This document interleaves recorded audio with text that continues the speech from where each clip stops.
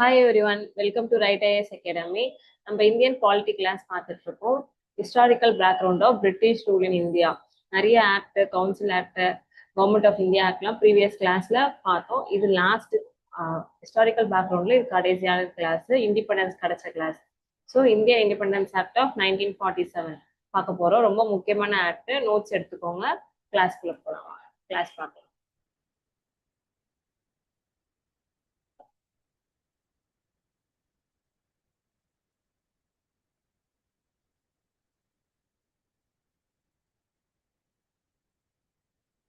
Okay,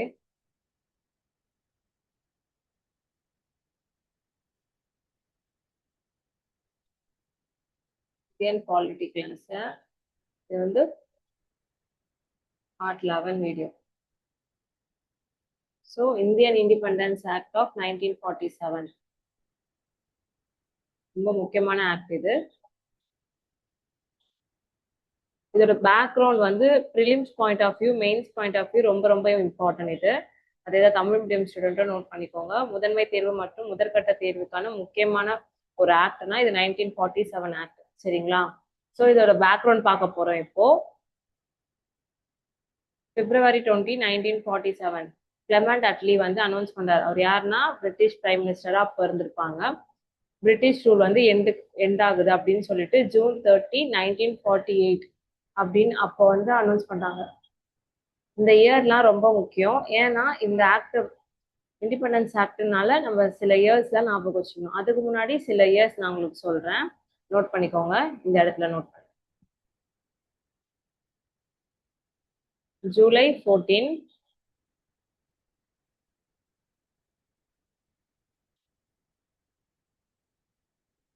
July 4, 1947, July 18 அதே 1947ல, and then August 15, 1947. So July 14ல இருந்தா ஒரு ஆக்ட் பாஸ் ஆகணும்னா ஒரு பில் மசோதா தாக்கல் செய்யப்படணும். ஸோ பில் வந்து பாஸ் பண்ணுவாங்க. இப்போ மகாராணி, பிரிட்டிஷ் மகாராணி குயின் வந்து அவங்க சைன் பண்ணுவாங்க. சைன் பண்ணது வந்து July 18, இம்ப்ளிமெண்ட் ஆனது August 15, 1947 நம்மளுக்கு இண்டிபெண்டன்ஸ் கிடைச்சிருச்சு. ஓகேங்களா? ஸோ இப்போ அதுதான் இது ஒரு சின்ன ஒரு கீ பாயிண்ட், இதை நோட் பண்ணிக்கோங்க. பிரிட்டிஷ் ரூல் வந்து June 30, 1948ல வந்து எண்ட் ஆகும் அப்படின்னு சொல்லிட்டு கிளெமெண்ட், இதையும் பார்த்துக்கோங்க, கிளெமெண்ட் அட்லி வந்து சொல்லியிருப்பாங்க, அறிவிச்சிருப்பாரு முடிவுக்கு வரும் அப்படின்னு சொல்லிட்டு. ஸோ ஆனால் அப்போ வந்து முஸ்லீம் லீக் கட்சி இருக்காங்களே, அவங்க வந்து என்ன பண்றாங்கன்னா எங்களுக்கு பார்ட்டிஷன் வேணும், பிரிவினை வேணும், எங்களுக்கு பாகிஸ்தான் கொடுத்துருங்க தனியா அப்படின்னு சொல்லிட்டு கேட்பாங்க. பாகிஸ்தான் டிமாண்டட், முஸ்லீம் லீக் வந்து பாகிஸ்தான் தனி கண்ட்ரி வேணும் அப்படின்னு சொல்லிட்டு டிமாண்ட் பண்ணுவாங்க. எங்களுக்கு பிரிச்சிருங்க, பார்ட்டிஷன் வேணும் அப்படின்னு சொல்லிட்டு முஸ்லீம் லீக் வந்து வலியுறுத்துவாங்க. ஸோ அப்போ பார்த்தீங்கன்னா June 3, 1947 லார்ட் மவுண்ட் பேட்டன், அப்போ அவர் தான் வந்து கவர்னர் ஜெனரலா இருப்பாரு. இந்தியாவின் சுதந்திர இந்தியாவுக்கு முன்னும் பின்னும் யார் வந்து கவர்னர் ஜெனரலா இருந்தாங்க அப்படின்னு பார்த்தீங்கன்னா லார்ட் மவுண்ட் பேட்டன். சுதந்திரம் கிடைச்ச அப்புறமும் அவர் கொஞ்ச நாள் இருந்துட்டு ஃபர்ஸ்ட் இந்தியன் யார் அப்படின்னு பார்த்தீங்கன்னா ராஜாஜி இருப்பாங்க. சரிங்களா? ஸோ அது நம்ம ஐஎன்எம் கிளாஸ்ல இன்னும் விரிவா பார்ப்போம். மவுண்ட் பேட்டன் பிளான்னு சொல்லுவாங்க இதை. June 3, 1947. ஸோ இதுல என்னன்னா plan accepted by Indian national காங்கிரஸும் முஸ்லீம் லீகும் வந்து அக்செப்ட் பண்ணிப்பாங்க. ஏன்னா இந்தியா பார்ட்டிஷன் பண்ண போறோம் அப்படின்னு சொன்னனால அக்செப்ட் பண்ணிப்பாங்க. ஸோ இந்தியன் இண்டிபெண்டன்ஸ் ஆக்ட் மூலயமா இது ஏற்றுக்கொள்ளப்படும். தமிழ் மீடியம் ஸ்டூடெண்ட் நீங்களும் அதே தான் கீ பாயிண்ட்ஸ் நோட் பண்ணிக்கோங்க. 3rd June 1947 Lord mount pattern திட்டத்தை வந்து அறிமுகப்படுத்தினார். அந்த திட்டத்துல வந்து இந்தியன் நேஷனல் காங்கிரஸும் முஸ்லீம் லீகும் வந்து அக்செப்ட் பண்ணிப்பாங்க. முஸ்லீம் லீக் வந்து என்ன பண்ணுவாங்கன்னா எங்களுக்கு வந்து பார்ட்டிஷன் வேணும், எங்களுக்கு பாகிஸ்தான் ஒரு தனி கண்ட்ரி, நாடு பிரிச்சு கொடுத்துருங்க, தனி கான்ஸ்டியூஷன் எங்களுக்கு வேணும் அப்படின்னு சொல்லிட்டு டிமாண்ட் பண்ணுவாங்க. ஓகேங்களா? இது வரைக்கும் புரிஞ்சுச்சா? நெக்ஸ்ட் போலாமா? நோட் பண்ணிக்கோங்க. ஸோ நெக்ஸ்ட் பார்த்தீங்கன்னா டைம் லைன் பார்க்க போறோம். சேம் அதே தான் நான் பார்த்தேன், பார்த்தீங்களா? ஸோ என்ன பார்த்தோம் ப்ரீவியஸா, இந்த டைம் லைன் இம்பார்ட்டன்ட், நோட் பண்ணிக்கோங்க. நான் ப்ரீவியஸா சொன்ன மாதிரி July 4, 1947 வந்து பில்லை இன்ட்ரடியூஸ் பண்ணுவாங்க. இந்திய சுதந்திர மசோதா வந்து இன்ட்ரடியூஸ் பண்ணுவாங்க. அதுக்கப்புறம் பார்த்தீங்கன்னா July 18 வந்து ராயல் அசன்ட், மன்னரின் ஒப்புதல், ராணி கிட்ட சைன் வாங்கணும், சைன் பண்ணாதானே அதை பாஸ் பண்ண முடியும். ஸோ அதை வந்து ராயல் அசன்ட் கொடுப்பாங்க. And then August 15, 1947 act game in to force. அதான் நம்ம இண்டிபெண்டன்ஸ் டேவா கொண்டாடுறோம். சுதந்திர சட்டம் அமலுக்கு வந்ததை வந்து இண்டிபெண்டன்ஸ் டேவா நம்ம கொண்டாடுறோம். சரிங்களா? இதோட முக்கிய ஃபீச்சர்ஸ் என்ன அப்படின்றதெல்லாம் இப்ப பார்க்க போறோம். முக்கிய ஃபீச்சர்ஸ் ஆல்ரெடி பார்த்தோம். முஸ்லீம் லீக் வந்து எங்களுக்கு தனி பார்ட்டிஷன் பாகிஸ்தான் வேணும்ன்றத டிமாண்ட் பண்ணியிருப்பாங்க. ஸோ அதை வந்து அக்செப்ட் பண்ணியிருப்பாங்க மவுண்ட் பேண்டன் பிளான் மூலயமா. ஸோ அதோட ஃபீச்சர்ஸ்லாம் என்னன்றத திருப்பி நம்ம குயிக்கா பார்க்கலாம். ஃபர்ஸ்ட் வந்து end of British rule. British ஆட்சி முடிவுக்கு வந்ததுன்னு சொல்லிட்டாங்க. நம்மளோட இந்தியாவை எப்படி டிக்ளேர் பண்ணியாச்சு? இண்டிபெண்டன்ட் சாவோஜின் ஸ்டேட், சுதந்திர நாடு அப்படின்னு சொல்லிட்டு டிக்ளேர் பண்ணிட்டாங்க. இறையாண்மை மிக்க நாடு அப்படின்னு சொல்லிட்டு டிக்ளேர் பண்ணிட்டாங்க. ஸோ அடுத்தது பாத்தீங்கன்னா British partition of India, 2 dominions, 2 டொமினியன்களாக பிரிக்கப்பட்டது. இந்தியா அண்ட் பாகிஸ்தானா பிரிச்சிட்டாங்க, பார்ட்டிஷன் பண்ணிட்டாங்க. So both given right to leave British Commonwealth. So India மற்றும் பாகிஸ்தான் ஆகிய 2 டொமினியன்களும் பிரிட்டிஷ் காமன்வெல்த் அமைப்பிலிருந்து விலக்கும் உரிமை வழங்கப்பட்டது. ஓகேங்களா? அடுத்தது அதேதான் ஃபீச்சர்ஸ் நம்ம பார்த்துட்டு இருக்கோம். ஓகே, அதுக்கப்புறம் தேர்ட் பாயிண்ட் பாத்தீங்கன்னா ஆஃபீஸ் சேஞ்சஸ். வைஸ்ராய்ன்ற போஸ்டிங் வந்து அபாலிஷ் ஆயிடுச்சு. இதுல பாத்தீங்கன்னா வைஸ்ராய் பதவி ரத்து செய்யப்பட்டது. ஸோ அதுக்கு பதிலாக கவர்னர் ஜெனரல் திருப்பி போட்டுறாங்க. திருப்பி அதே கவர்னர் ஜெனரல் இனிச் டொமினியன் அப்படின்னு சொல்லிட்டு கவர்னர் ஜெனரல் பதவியை திருப்பி வழங்கிடுறாங்க, நியமிக்கப்படுறாங்க. சரிங்களா? Appointed by British king on advice of dominion cabinet மூலயமா வந்து அப்பாயிண்ட் பண்றாங்க கவர்னர் ஜெனரல். பிரிட்டிஷ் கவர்மெண்ட் வந்து எந்த கண்ட்ரோலும் இல்லை இந்தியா மேலேயும் பாகிஸ்தான் மேலேயும். ஏன்னா 2 நாடா பிரிச்சிட்டாங்க, இந்தியா தனியா பாகிஸ்தான் தனியா பிரிச்சிட்டாங்களா. ஸோ அதான் ப்ரீவியஸாகவும் பார்த்தோம். ஸோ அதனால பாத்தீங்கன்னா எந்த கண்ட்ரோலும் பிரிட்டிஷ் இந்தியா மேல கிடையாது. ஸோ கான்ஸ்டியூஷன் அசம்பிளி, ஒரு நிமிஷம்.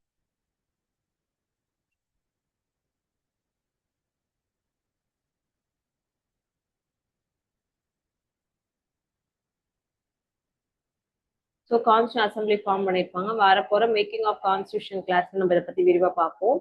Frame constitution, adopt constitution, repeal any British law, even this act also. இந்த ஆக்ட் போட்டது கூட நம்ம தூக்கிடலாம் அப்படின்ற அதிகாரம் இந்தியாவுக்கு முழுசா கிடைச்சிடும். ஸோ அதை தான் தமிழ்லையும் அரசியலமைப்பு உருவாக்குதல், அரசியலமைப்பை ஏற்றுக்கொள்ளுதல் மற்றும் எந்த பிரிட்டிஷ் சட்டத்தையும் இந்த சட்டம் உட்பட, இந்த சட்டத்தையும் நம்ம படிக்கிற இந்த இண்டிபெண்டன்ஸ் ஆக்ட் ஆஃப் 1947 உட்பட ரத்து செய்யும் அதிகாரத்தை வந்து இந்த அரசியலமைப்புல எழுதியிருப்பாங்க. கான்ஸ்டியூஷன் அசம்பிளி பவர்ஸா கொடுத்துருக்காங்க. கான்ஸ்டியூஷன் அம்பேத்கர் வந்து எழுத போறாங்க, டிராஃப்டிங் கமிட்டி அவங்க. ஸோ அந்த குழுக்கு வந்து அந்த அதிகாரத்தை கொடுத்துருப்பாங்க.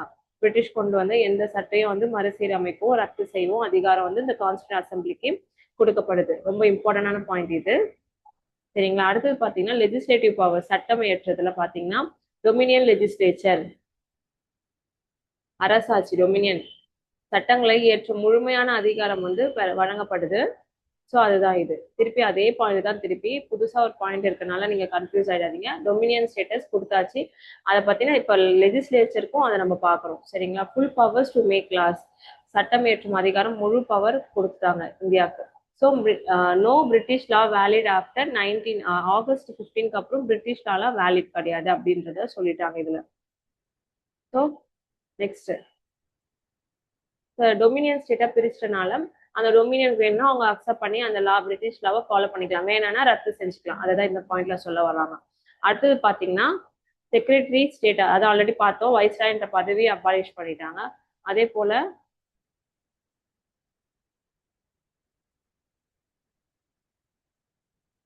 ஓகே, செக்ரட்டரி ஆஃப் ஸ்டேட் அந்த இதுவும் அபாலிஷ் பண்ணிட்டாங்க. Office for secretary of state for India abolish, இந்தியாவிற்கான செயலாளர் என்ற பதவி வந்து ரத்து செய்யப்படுது.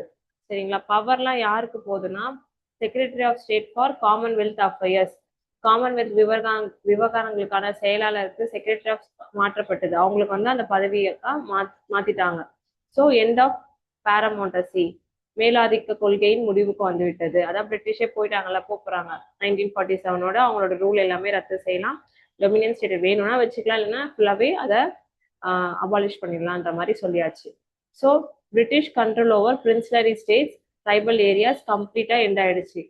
சுதேச அரசுகள், அதாவது பிரின்சலரி ஸ்டேட்டும் பழங்குடிய பகுதிகளில் இருக்க எல்லாம் அவங்கள கைப்பற்றின எல்லாம் அந்த எல்லா ரூலுமே பிரிட்டிஷ் கொண்டு வந்த ரூல் எல்லாமே எண்ட் ஆயிடுச்சு அப்படின்றத சொல்ல வராங்க. பிரின்சலரி ஸ்டேட் ஆப்ஷன்ஸ் பார்த்தீங்கன்னா states given to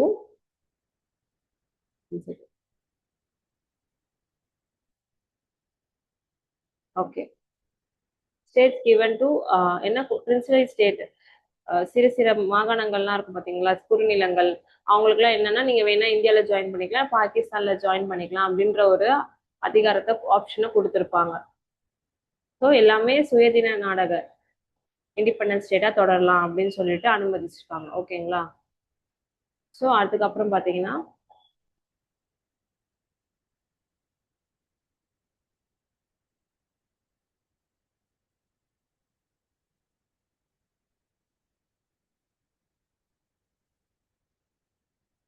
interim government governance வந்து ஃபார்ம் பண்ணியிருப்பாங்க. Governance continued under government of India act of 1935 கொண்டு வந்தா அந்த கான்ஸ்டியூஷன் ஃப்ரேம் ஒர்க் அதை பத்திலாம் கண்டினியூ ஆகுது அப்படின்னு சொல்றாங்க. பிரிட்டிஷ் மோனார்கி பவர்ஸ் ரிமூவ் பண்ணிட்டாங்க. அதான் பிரிட்டிஷ் அவங்க கொண்டு வந்ததை ரிமூவ் பண்ணியாச்சு.